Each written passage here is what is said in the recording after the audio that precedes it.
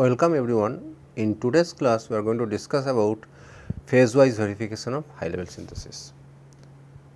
I am going to cover primarily our works on this area. So, although we have some recent works on this verification of high-level synthesis, but I primarily will cover the basic theory that was covered in our earlier work, and then we will briefly talk about this recent works, what are the things, what is the research directions in the recent times. Okay. So, as we mentioned in last two classes that high level synthesis is a complex transformation phases, right. So, which convert a input C code into an equivalent into an RTL code, right. And this high level synthesis went through various process like scheduling, allocation binding, data path control generations, and we get finally RTL. Now, the point here is that the semantics, the way this C behaves and the RTL behaves is completely different, right. And since there are a lot of optimizations happen in every steps, and there is always a chance that this high level synthesis tool introduces some bug in the RTL, and that bug may not be so easily revealed, right. So, maybe if you run for some basic inputs, you will not able to reveal that bug, and there may be some corner cases which is not implemented properly in the tool. You might encounter that bug, and as a result your generated RTL is not functionally equivalent to the input C code. So, therefore, verifying whether the high level synthesis process is correct or not is very important. And in the last two classes, we primarily talked about that how we can verify this high level synthesis process using simulation, right. So, in the first class we have seen that how we write a C test bench and then how HLS tool automatically adapt them for RTL verification, right. And then in the next class, we have shown that this RTL simulation is very slow. So, we present our recent work on this RTL to C reverse engineering, and we have shown that using that technique we can actually verify or simulate the RTL very fast using a C simulator, and that actually give you performance benefit. But doing all those things, whatever you do, finally what you guarantee? You guarantee that the output is correct for the number of test case run, right. But the test case number of test case run is cannot be exhaustive, because if there are say two inputs, let us say there are two inputs of 32 bits. So, you would there are possible inputs is 2 to the power 32 into 2 to the power 33, right. So, there are so many inputs are there, and it is very difficult to run that particular behavior for all possible inputs, right. So, that is why this simulation verification cannot give you a 100% guarantee that this generator is correct, right. So, the alternate approach that I have already talked about is basically formal verification, and in formal verification the primary technique that is applied for high level synthesis is the translation validation. So, what translation validation does? It does not prove the correctness of the tool for all possible cases, but it says that for the given input, I have given an input program and it generates RTL, and it formally proves that for this input and this corresponding output is functionally equivalent, right. And once it is proved that, it is guaranteed that for all possible input these two behaviors are equivalent. The example that I have given, there are two inputs of 32 bits. If I just formally prove that these two inputs, this RTL and the C is equivalent, then it does not matter how many test case you run or not, they are actually is always equivalent, right. So, that is the benefit. So, you can actually see that translation validation is also doing the kind of whatever we actually achieve by simulation based verification. In simulation based verification also we cannot guarantee the correctness of the complete tool, right. What we just say is that for this input we generate the RTL and these two are equivalent, right, they are actually functionally correct. So, this translation is equivalent, right, this translation process is correct. So, that is what the simulation process is also achieved, and even translation validation process is also achieved. It does not guarantee that this tool for all possible input it will produce correct output, right. It just says that for this input this tool produce a correct output, right? That is the difference. So, one more very important point in this context of translation validation or formal verification, here you are actually effectively comparing two programs, right. And once you compare two programs, the actual the problem is actually undecidable, right. So, undecidable in the sense that you cannot have a method which can have a which is basically complete, right. Complete in the sense whenever I give two programs, it will say yes or no. Yes means they are equivalent, no means they are not equivalent. But the method that we can generate, it can be sound, right. So, the method can be sound, but not complete,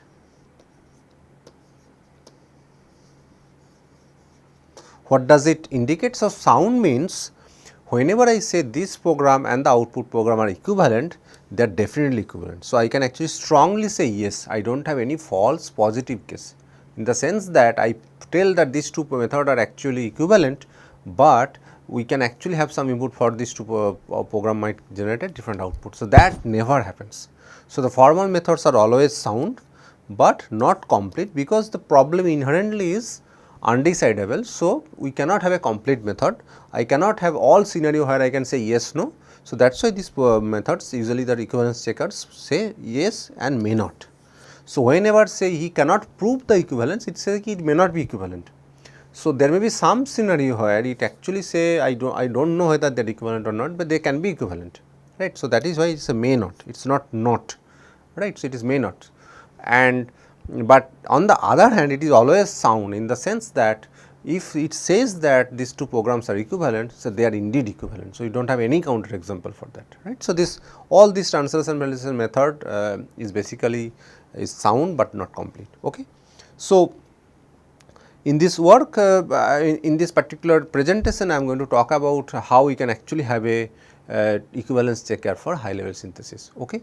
And specifically in this particular class, I mean in this particular discussion, I want to emphasize that since the high level synthesis process is a very complex process, we cannot have a end to end equivalence checker easily, right. We will in the next class we will talk about those methods and their limitations, but in general the current research practice is basically verifying the phases of high level synthesis, right. So, that I am going to talk about in today's class.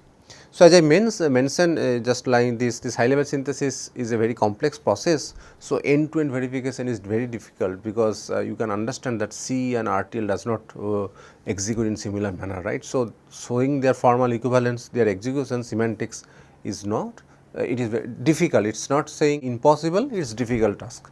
So, the way it is actually now is basically have a phase wise verification, right. So, you can actually assume that the high level synthesis processes has these are the steps: pre-processing, scheduling, allocation binding and data path control generation phase. So, usually in the current if you see in the literature, most of the time it is actually verified in 3 phases. The first phase is the scheduling verifications, where we actually take the actual input and the output after scheduling, right, and we verify whether they are equivalent or not, right. So, in this pre-processing, in the scheduling phase, it is not only the assigning time step, we just say how it is getting scheduled, but also the various optimizations, compiler optimizations get applied. So, we verify both. In the next phase, we take the schedule input output and the output after register allocation and binding and function allocation and binding, and we compare them, and that is called allocation and binding verification. And in the next phase, we take the output after this allocation binding and the final RTL, and we just verify that, and we just verify whether the data path and controller generation phase is correct or not, right. So, this is how the phase wise verification happens, and we will see in the literature, and if you see in the problem is once this scheduling is done, after that the behavior control structure does not modify, right. So, whatever the scheduling decide, after that allocation and binding just map those variable to register, operation to function unit and so on, and the data path it generates the corresponding data path, but the control structure remains the same. So, in general on the other hand, in the scheduling phase we apply various compiler optimizations, right. We apply code motion, we apply constant propagation, loop transformation, so many things, and the control structure can get modified during scheduling. So, as a result, the most challenging part of this 3 verification phase is the scheduling phase. So, if you search in the literature, if you find that 90% work is actually on the scheduling verification, because that part is most challenging compared to the other part. So, in today what I am going to talk about, so how we can verify, first I will talk about how we can check the equivalence of 2 program, right. I will try to formulate that particular problem first, and then I will talk about, so that this is generic program formulation, because I have 2 programs, how we can check the equivalence. And then I am going to talk about how can I apply or adapt that basic the generic equivalence checking method for these 3 phases, right. What are the challenges are there, and what are the things we can do to tackle those challenges. This is how I am going to go ahead.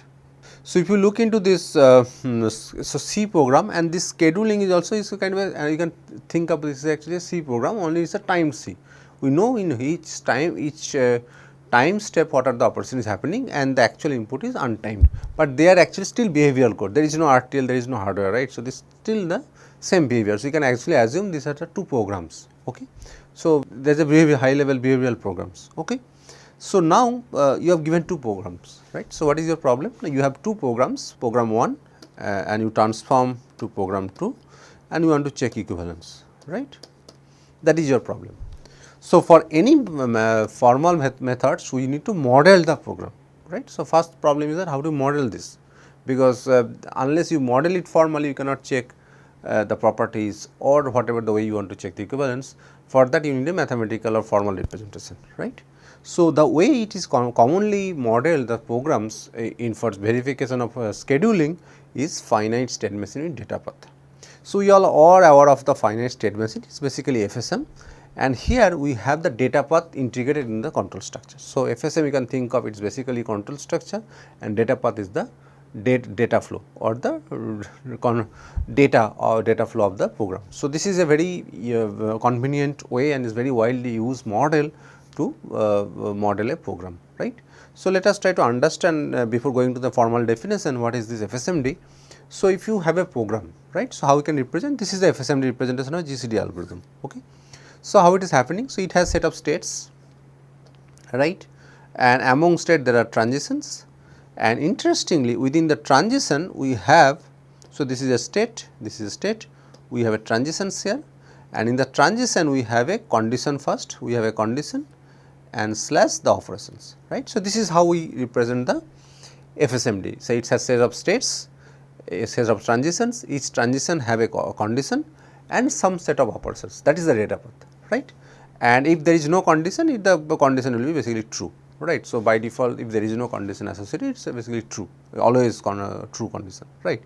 So, now if you go to the formal definition, so the FSMD has a set of states Q, there is a start state, obviously you will start from actual state, obviously any program has a set of inputs. So, I have I is the set of inputs, we have some temporary variable in the program which is the V, set of storage variables, we have set of outputs O, and we have a transition functions and the operations are associated with the transitions.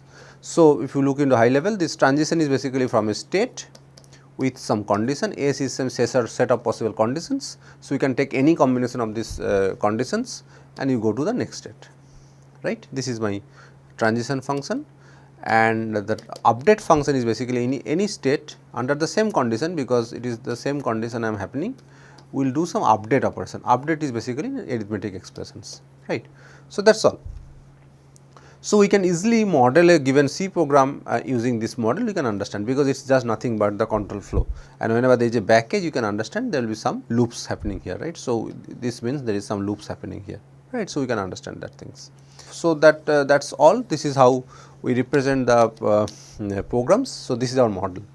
So, once we have the model, we define certain terminology on the this model, program model, and the first things that we have to define a path, right. So, what is the path? The path is sequence of states, right. The one important characteristics of the path that all the nodes of the path are basically distinct, only the last node can repeat as the first node or any nodes, right. For example, say suppose this is a path, definitely this is a path, this is also a path. So, only the last node of this path is repeating, it can be one of the node, but you cannot have a, this is not a path. So, if you have a 3 times, this is not a path, right. So, path is something, a distinct sequence of states where the last state can repeat, that is all. Okay. So, once you define a path, what you have to define, so how do you characterize the path, right, what are the information there in the path, and that is the characterization of the path. And if you consider a path, any path, say this is my path, so there are two things in there, there are set of constant conditions are there and some operation is happening, right.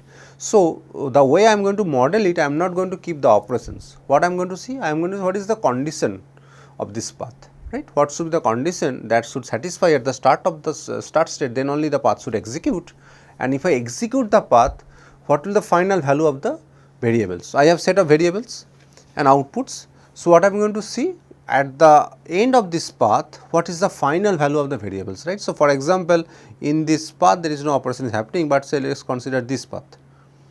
So, this is a path, right. So, let us say consider this path. So, in this path the y2 is getting updated, right. So, the final value of y2 will be y2 minus y1, right. So, basically I can assume at the start of the search the symbolic value of y1 is y1 and y2 value symbolic value is y2, and once we execute this path I can see only y2 is getting updated with y2 y1. So, I will say y1 remain y1 and y2 minus y1. So, you can see here I am not giving the value in terms of some values, right. So, what is I do in the simulation? Here I am not running it, I am actually representing the expression symbolically, it is a symbolic value. So, this expression hold for any possible value of y2 and y1, right. So, that is why this formal verification does not check for individual value, and if I say this is a path and there is another path in the transform behavior whose the value of y2 remains same in both path, and both cases it is say y2 minus y1, it means that for all possible input these two path the value of the y2 will be the same, right. I do not have to check for all possible value of y2 and y1 because this expression remains same. So, here we actually check symbolically, right, that is the advantage. So, the way I am going to define a path, define the path has two parameters, the condition of execution of the path and the data transformation of path. So, we represent this as a R alpha, right, and this is a small r alpha. So, you can represent anyway. So, this is the terminology I am going to use it here. So, alpha is the path and this is the condition of the path, this is the transformation of the path. In the transformation there are two things are there, one is the S alpha. S alpha as I mentioned the value of the is basically a tuple of the variables, and this represent the final value of the variables at the end of the path. The example I have taken here is a tuple, this is my S alpha, right. It has two variable y1 and y2. So, if I traverse the path y1 remain y1s and y2 become y2 minus y1, right. This is my S alpha and it might have some outputs. So, we will have to also specify the set of outputs as well, what are the outputs is happening in that particular path, right. So, this is how I just represent. So, in high level no need to go into detail. So, for every path I have a condition and I have the final value of the variables once we traverse the path, that is the data transformation, how the variables are data get transformed, right, that is all. Let us take some simple example first. So, suppose this is the path I am going to consider, more realistic example, this is a modern example, okay. So, here you can see here the what is the condition. So, at this point the condition is I less than 5 b mod 2 right. So, let me write it here.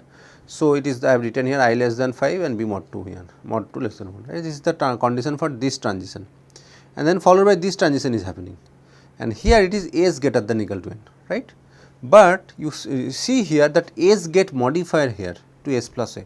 At this point S is not S, it is basically S plus A, whatever the value is updated. So, this condition of this path will be the I less than equal to 15, b mod 2 1 and S plus A greater than equal to n, because this S is not S, because this S is S plus A, right. This is the condition of this path.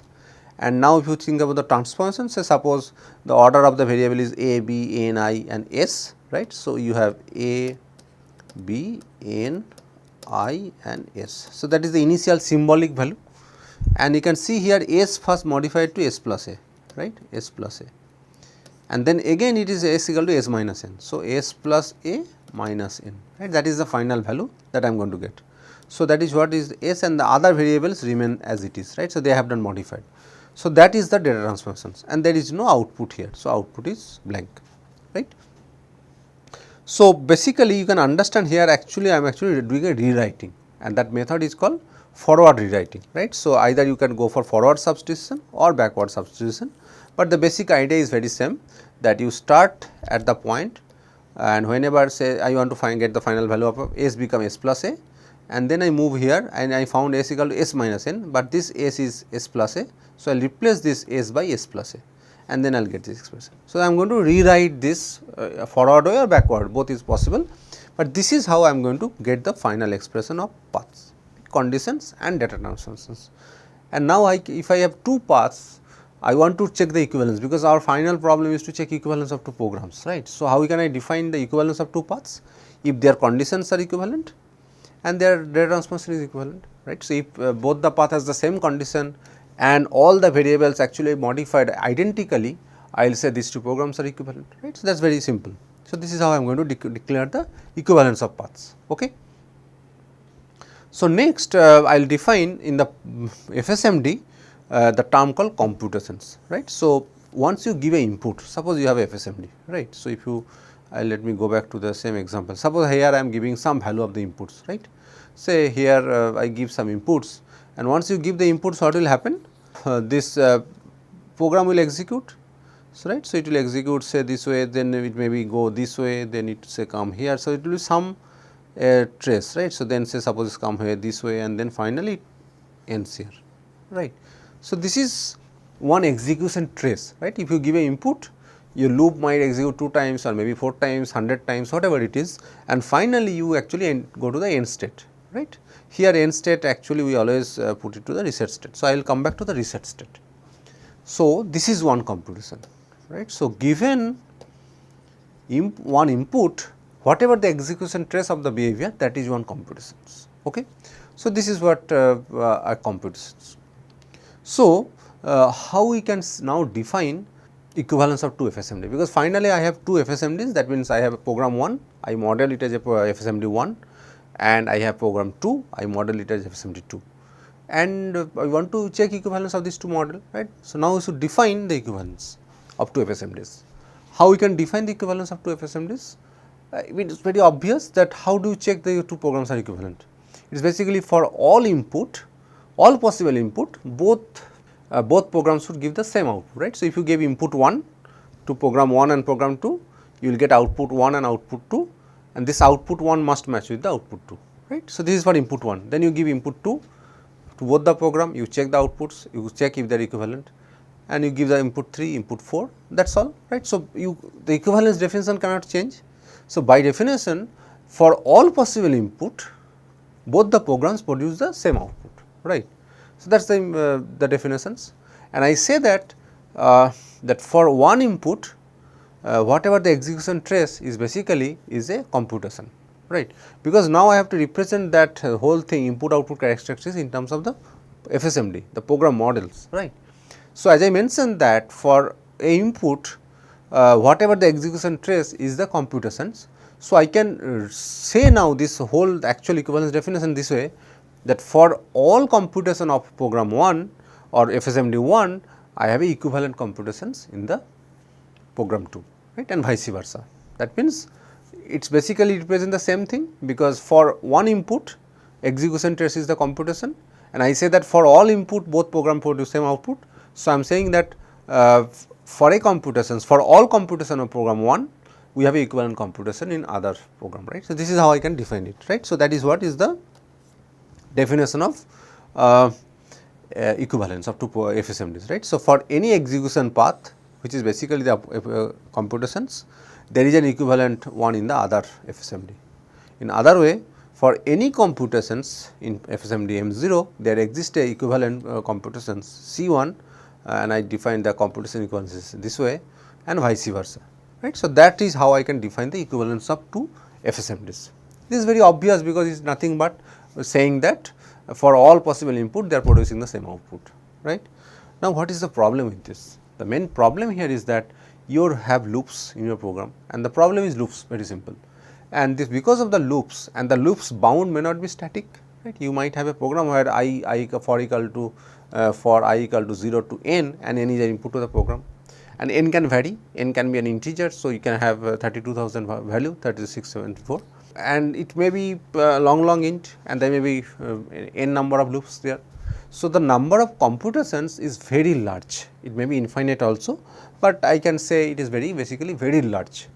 So, identifying all the computations of a program and showing their equivalence in the other program is basically just saying that I am actually simulating the whole program for all possible inputs, which is also not possible, we have already discussed. So, this is also not a problem possible, right. So, I cannot have a equivalence checking method which actually say that I will identify all the computations of a program, and then I will try to identify their equivalence in the other program, right, because it is the number of computation is too large, your program may not, it takes lot of time, or it may take infinite number of time. So, but we need to show this, there is no other shortcut, right. You have to show that these 2 programs are actually equivalent only when if they are actually equivalent for all possible inputs, right. So, what is the solution? So, the need is, can I represent this infinite number of or large number of computations using some finite number of paths? That is the question, right. So, can I have a finite representation of this large number of computations? So, that is the question, and the answer is yes, we have a term called path cover. Okay. What is that? Let us try to understand. So, if we have this a finite representation of this large number of computations, I can actually take only this finite number of paths and their equivalence, that will satisfy the my problem, right. Let us try to understand in more detail, right. So, the solution is basically based on Floyd-Moore method of program verification. What it says that you insert cut point or you define some of the state as cut points. Okay. So, what you can do? So, you can actually this is the program, I can decide some of the nodes as cut points, say arbitrarily I decided these 3 are the cut points, right. But it is the Floyd-Moore method of program verification says that you insert or designate the enough number of node as cut points such that all the loop of your program is at least cut by 1 node point, right. So, that is very important, all loops must be cut by at least one cut point. Okay.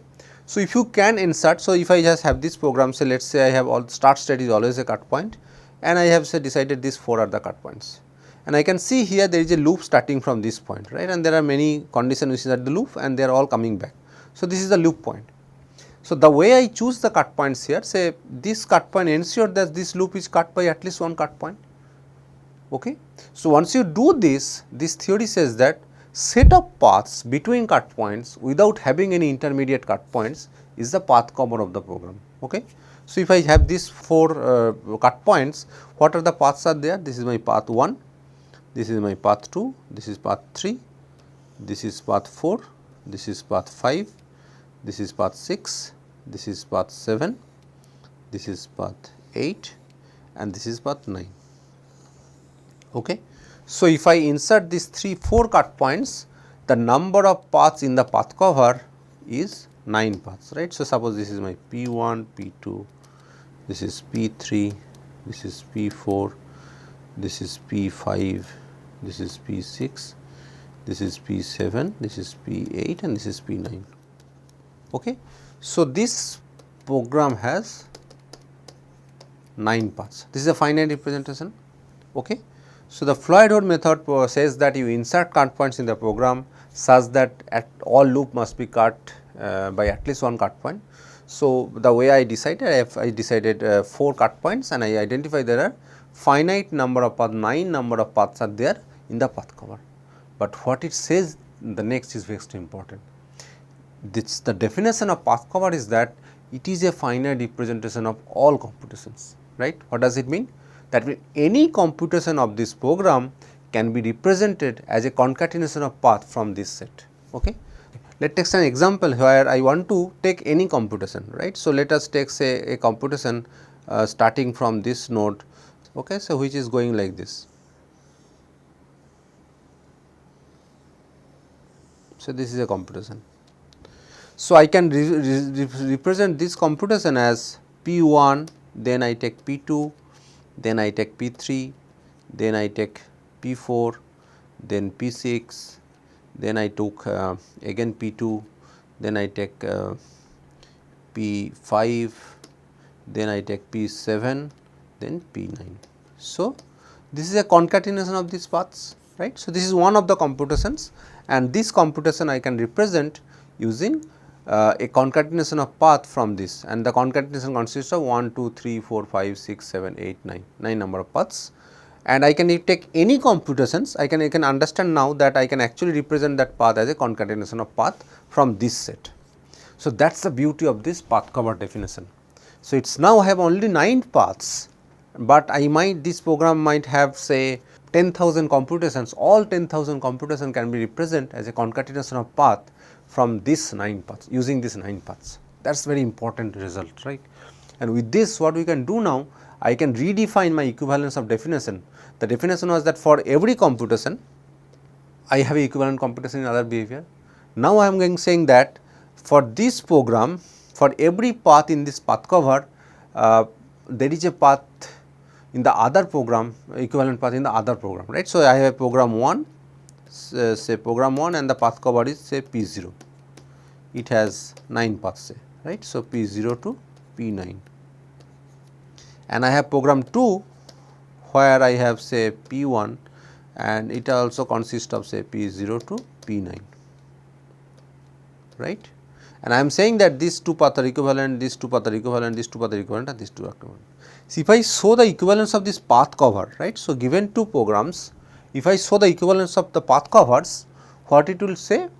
Then these two programs are equivalent, right. So, I do not have to identify all computations and their equivalence. If I just identify the path covers and I can show that there are two path covers where the corresponding paths are equivalent, and I can actually guarantee the equivalence of the program, because even if I take these computations, right, I can and say there is the corresponding computation in the other program is C 2, and this C 2 will be also represented as a concatenation of path, like similar like this P 1, P 2, P 3 and so on.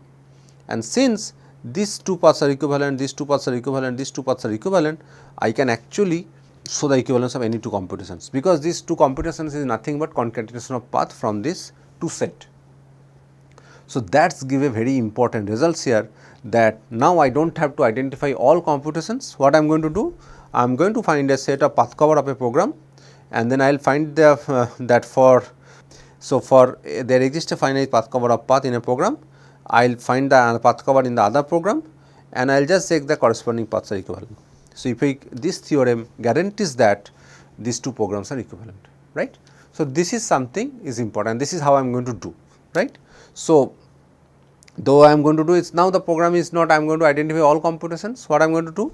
I am going to find the path covers of the program M 0, and then for every path in the path cover I want to find the equivalent path in other program M 1, and so this says that this M 0 must contain in M 1, and then I am going to repeat this step by interchanging, and now I am going to do for every path in FSMD 1 or M 1 I want to have a equivalent path in other behavior, which will actually say M 1 is contained in M 0, and using these two I can say that M 0 equivalent to M 1, right. So, that is what I do.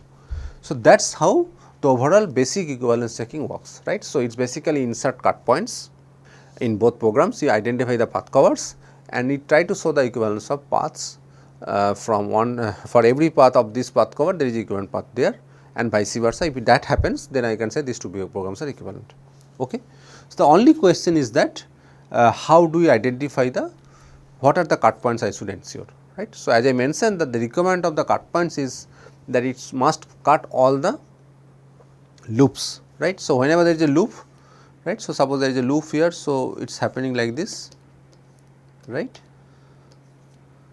So, I can see here that from there is a divergence of flow, right. This is a, there will be must two paths, right. One path go inside the loop and is going outside the loop. So, if I consider any path where there is a more than one outward transitions, then this ensures that all loop will be must cut by at least one cut point, right. If you have a if else, then also there is a divergence, but I take a superset. So, this particular way if I select the cut points, that my start state or the reset state is a cut point, and any state where there is a outward there are basically bifurcation of flow or divergence of flow, that is a cut point, and that will actually happen for if else and loops. So, this set of cut points ensures that all loop must be cut by at least one cut point, and hence the paths between cut points will be a path cover of that program, right, and I can actually use that path cover to show the equivalence of two programs, right. That is the basic theory. Okay. Now, what I am going to do is, now I will move on, I will now talk about how I can use this basic theory to verify scheduling. Okay. So, what I am going to see now, what are the challenges are there in scheduling verification, right. So, we know that this several optimization get applied like code transformations, loop shifting, conditional speculation, many optimizations are applied, any compiler optimization is can applied, and also we have seen that the path based scheduling, right. So, path based scheduling actually change the control structure of the path, okay, that is very important, and this actually change the control structure. So, I have enumerated here. So, as a result of this optimization, what are the things can happen? So, control structure of the operation, the behavior can change.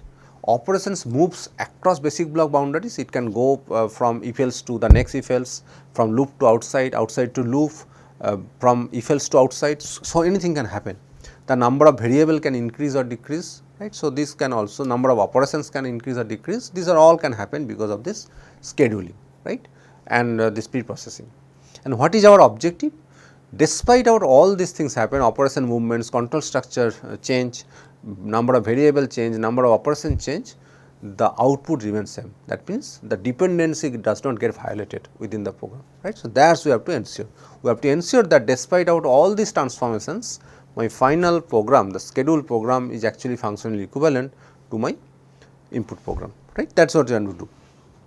But there are so many complications introduced, right. So, we have to see how we have to tune my basic equivalence checking to handle all this scenario, and that is where the scheduling verification works out then, right.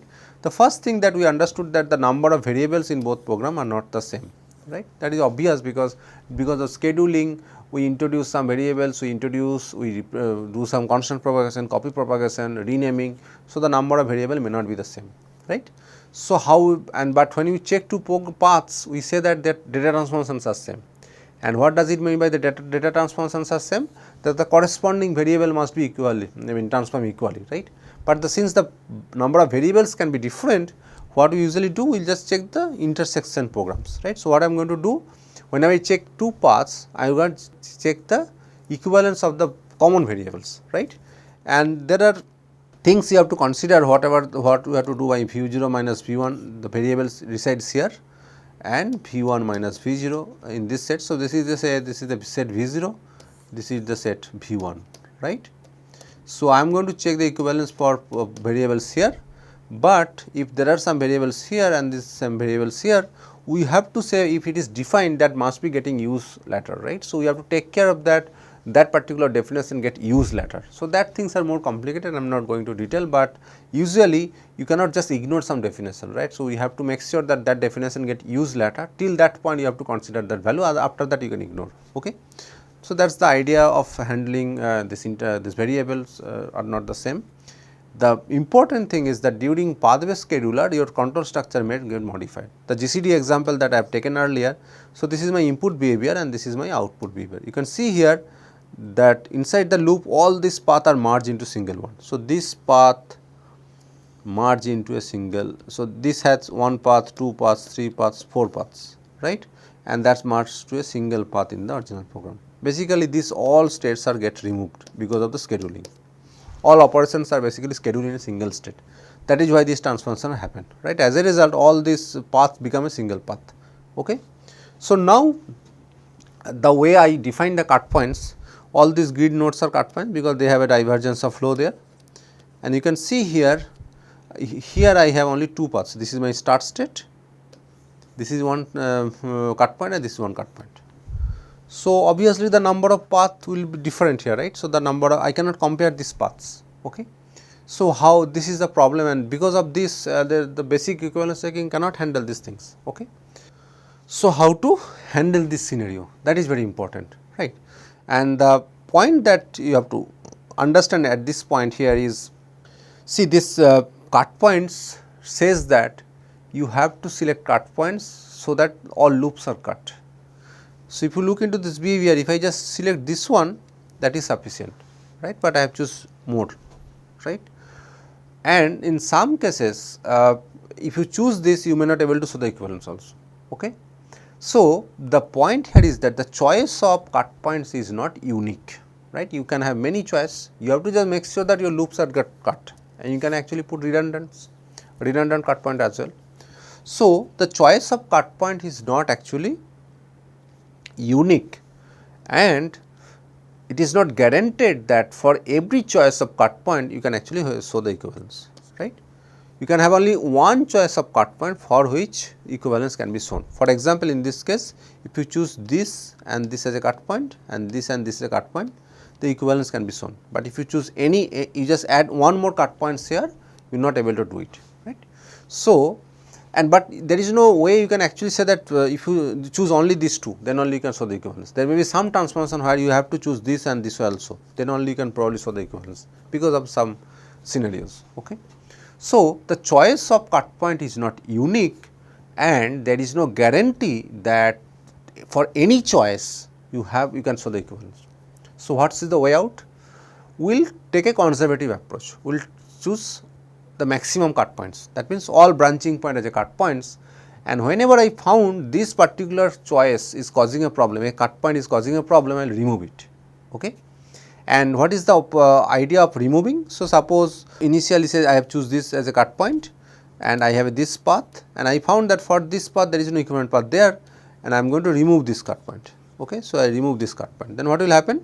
That means I am actually extending these two paths to the next cut points. So, I am removing this cut point means I am extending this path to the next cut points. So, that is the idea, right. So, what I am going to do, I will take a conservative approach, I will choose maximum cut points, all branching points, and whenever I found that for a particular cut point I am not able to show the equivalence, what I am going to do? I am going to remove that cut point, okay, and I will extend the path, and then I will going to check equivalence. I am going to keep this doing this until I reach a loop point, right. So, suppose I start from this, I remove this cut point, I remove this cut point, I remove this cut point, I remove this cut point, then I reach. So, this path now, this is a path and I show that this equivalent. But say for example, I take this path and I do not find any equivalence, right. Then the next step you try to remove this cut point, right. But if you remove this cut point, then this loop is not cut by one cut point. So, then your definition of path covered is wrong. So, you cannot go beyond a loop, right. So, you can only remove cut points till they are not going beyond loop, right. But if they go going beyond loop, you cannot do, you have to say I do not know, this program may not be equivalent. So, that is where the completeness comes into picture, right. So, that is the overall idea. So, the modified approach to handle this scheduling verification is that I am going to take the intersection variable, and the variable that is not in intersection I will only keep track of those variables till they have the last use. After that I will ignore the temporary variables.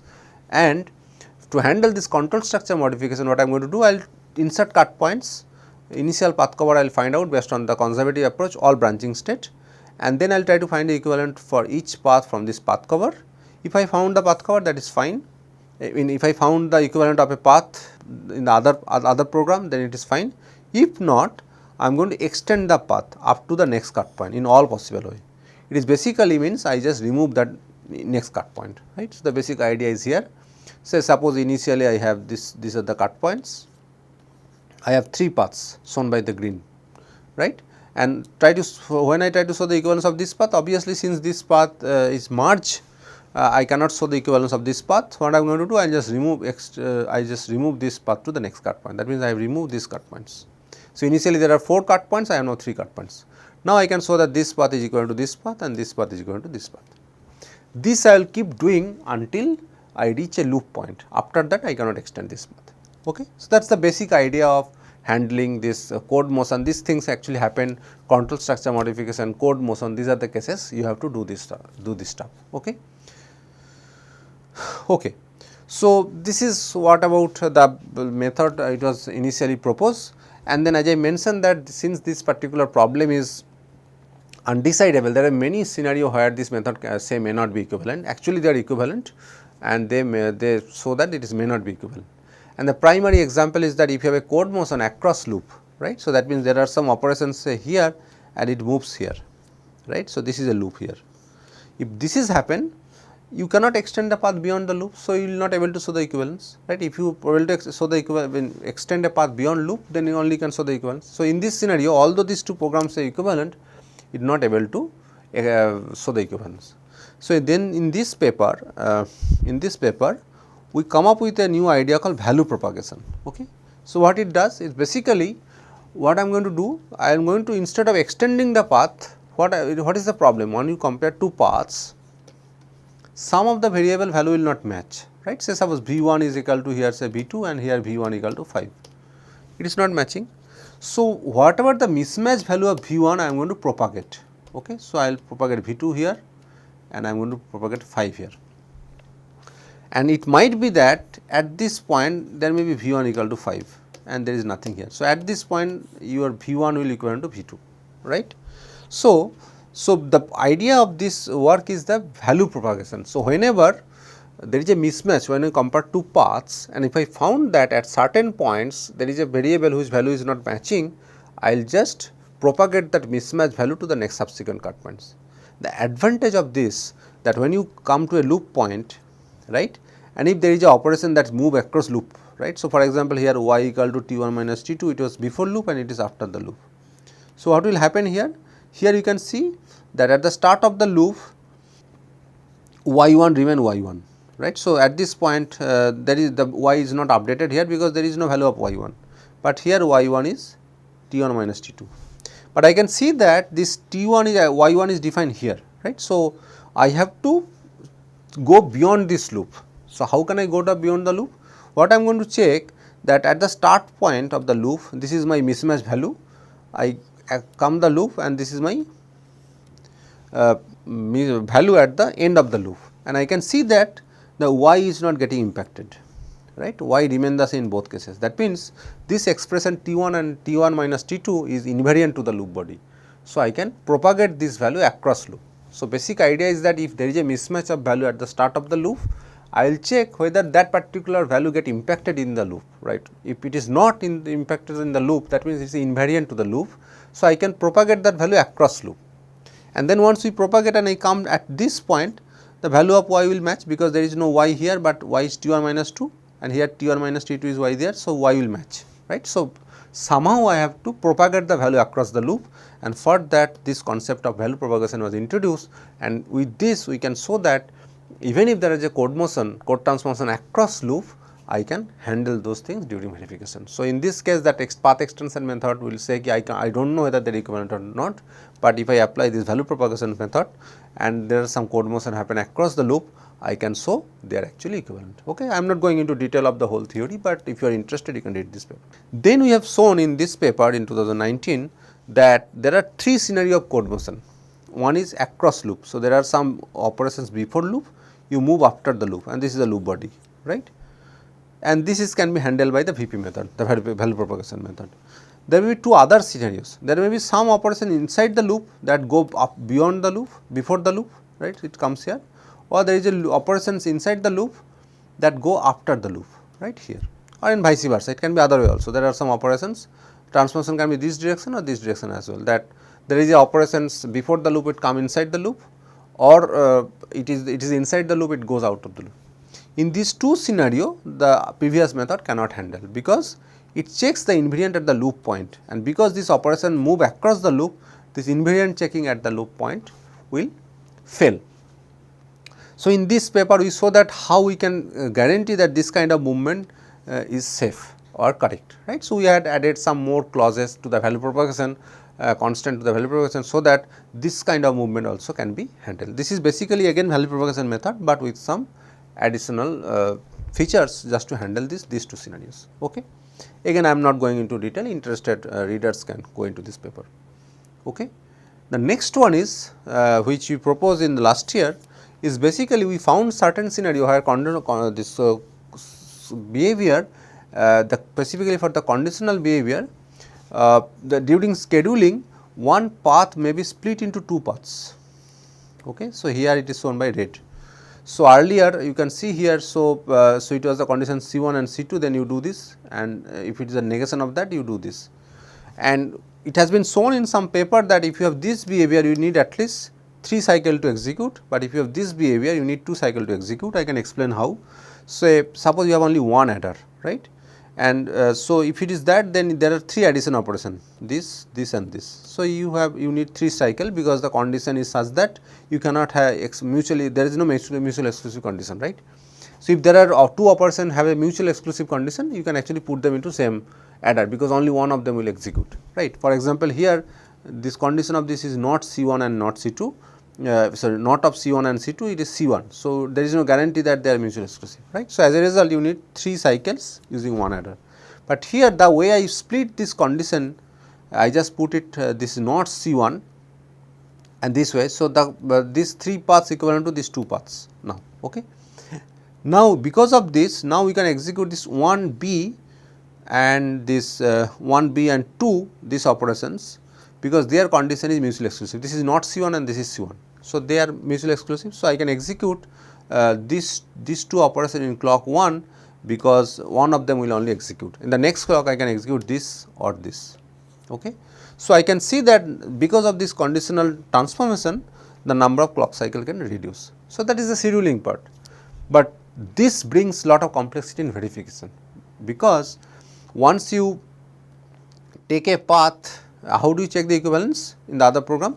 You will just take you just scan all the paths in the other program starting from this corresponding state, and if we found one path which is equivalent to this, then you will say this is equivalent, and if there are say 10 paths here and none of them is equivalent to this, you will say the equivalence cannot be found, right. But here you can see here the example that I have given, this path is equivalent to 2 paths here, but that checking was missing in the previous paths. Basically here one path can be equivalent to union of path 1 and path 2 and path 3, and that is what is happening here, and this is what things we have handled in this particular paper, right. In this paper we saw that how we can identify one path is equivalent to union of multiple paths. So, earlier it was depth wise search, now we also have a breadth wise search where one path can be equivalent to multiple paths, and then we have shown that we have just enhanced that VP method to handle this kind of scenarios as well. Okay. These are the recent works, you can again go through the paper for detailed theories. So, that is all about scheduling verification. So, you can understand that since this there are a lot of complex transformation happening. So, there are more methods to come to handle those complexities, but this is very interesting area of research, because there are so many optimization happen in the recent times, specifically the data flow things is not handled here. You can actually think of that, how can you handle the data flow during scheduling verification. So, those are the things is to be done. The other two steps is very simple, verification task is simple. So, I am just briefly cover them without going into detail. So, the next one is the allocation and binding verification.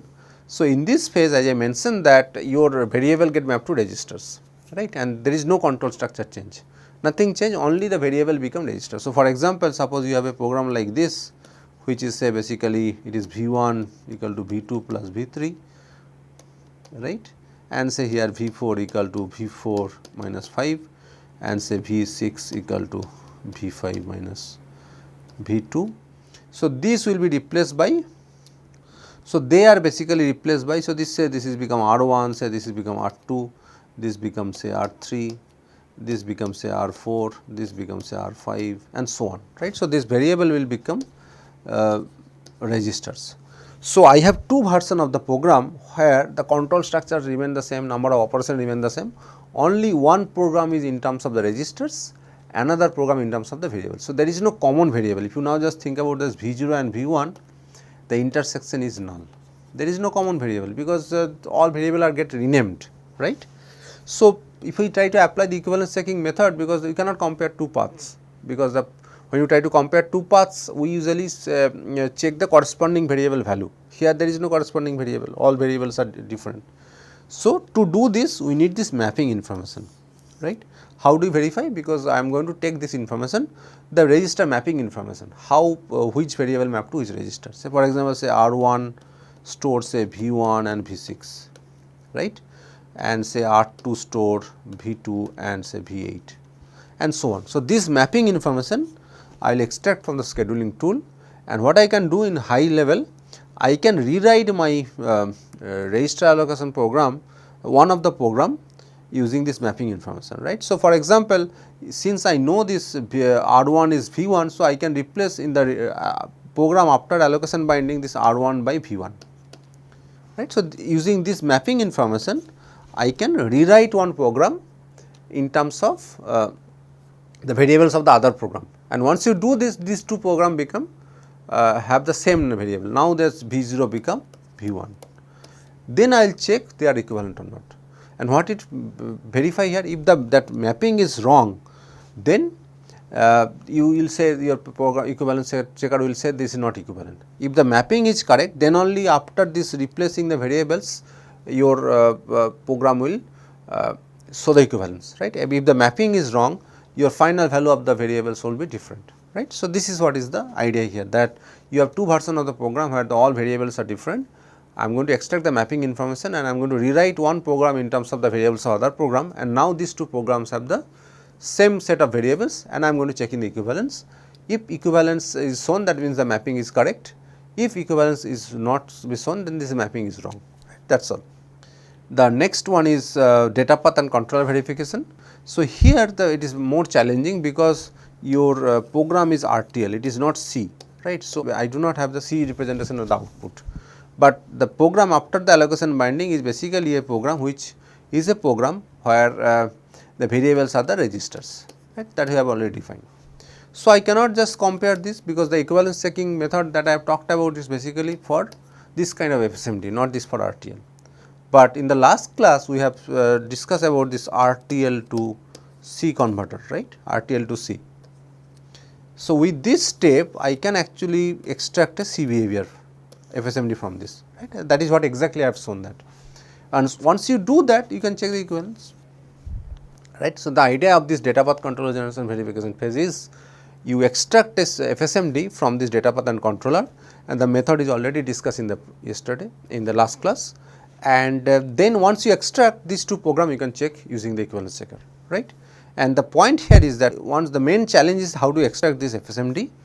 Once you extract this FSMD, this structure of these two FSMD is exactly the same, operations are exactly the same, there is no change, right.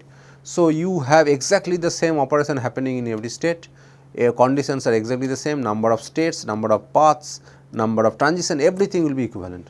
So, I may not be able to go for path level equivalence, we can just check each transitions whether the conditions and operations are same or not. So, here the verification problem is much simpler because there is no code motion, nothing, the number of conditions same, number of transitions same, number of operations each transition must be the same, if not there is a problem. So, I have to just check each transition what is the corresponding operation, whether they are equivalent or not, right.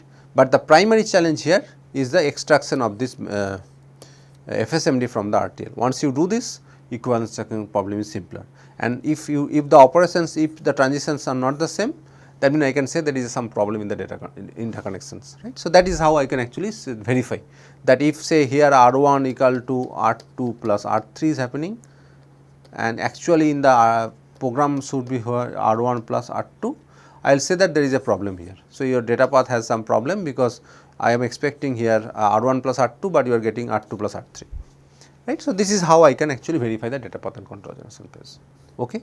So, with this I conclude today's discussion. So, just to summarize this we can actually we have discussed in today's class a formal methods, how do we check the equivalence of two programs, the basic theorem I have defined, and then for each phases, the scheduling, allocation binding and data path control generation phases, I identify what are the challenges to be solved in this problem, and we found that scheduling is the most complicated steps, and most of the research in this particular area formal verification of high level synthesis target the scheduling verification.